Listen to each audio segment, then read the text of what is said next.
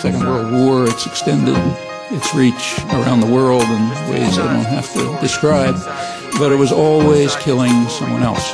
The fighting was somewhere else. It was others who were getting slaughtered, not here, not the national territory. In the case of Europe, the change is even more dramatic because its history is even more horrendous than ours.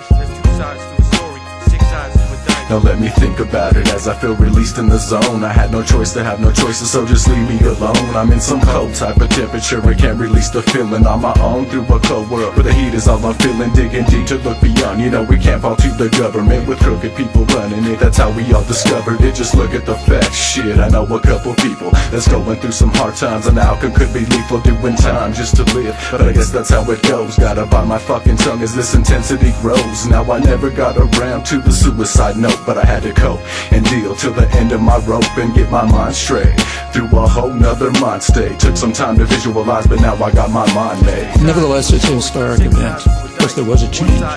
The change was the direction in which the guns were pointing. That's new, radically new. So take, say, U.S. history. The last time that the national territory of the United States was under attack, or for that matter even threatened, was when the British burned down Washington in 1814. It was common to bring up Pearl Harbor, but that's not a good analogy. The Japanese bombed military bases in 2 U.S. colonies. They consider it justice when violence is carried out by the U.S. No self-confessions, greed, lies, and oppression of their own nation. Exchanging our own soldiers for a lower gas price. Propaganda flashing ready eyes. Your opinion already decided without researching the government's silence. The dollars and cents are the reason the innocent are dying. We are defying corruptions, thousands dead over an assumption. Is that justice?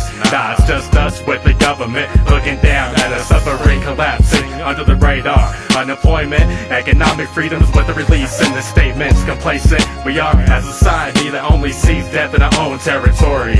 Envision, when the bomb hits, you hear nothing but scream. That's the reality, unlivable conditions taking a whole generation. That's the culture in which we live, and it reveals several facts. One is the fact that terrorism works. It doesn't fail, it works. Violence usually works. That's world history. And secondly, it's a very serious analytic error to say, as is commonly done, that terrorism is a weapon of the weak. Like other means of violence, it's primarily a weapon of the strong. Overwhelmingly, in fact.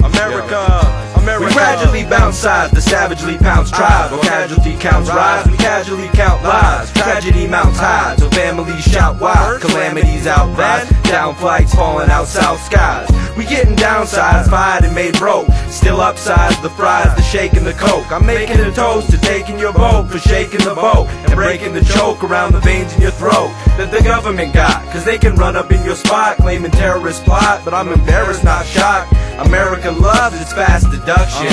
It didn't really matter if they had weapons of mass destruction. Fuck discussion, we just wanna do some crushing. And ain't had a decent enemy ever since we lost the Russians. I do support the troops, but I don't support the war. I do support the troops, cause you'll notice that the name of this operation, remember at first it was going to be a crusade, but they backed off that because PR agents told them that wouldn't work.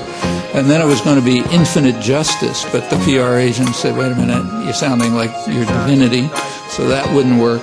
And then it was changed to enduring freedom. We know what that means, but nobody has yet pointed out, fortunately, that there's an ambiguity there. To endure means to suffer.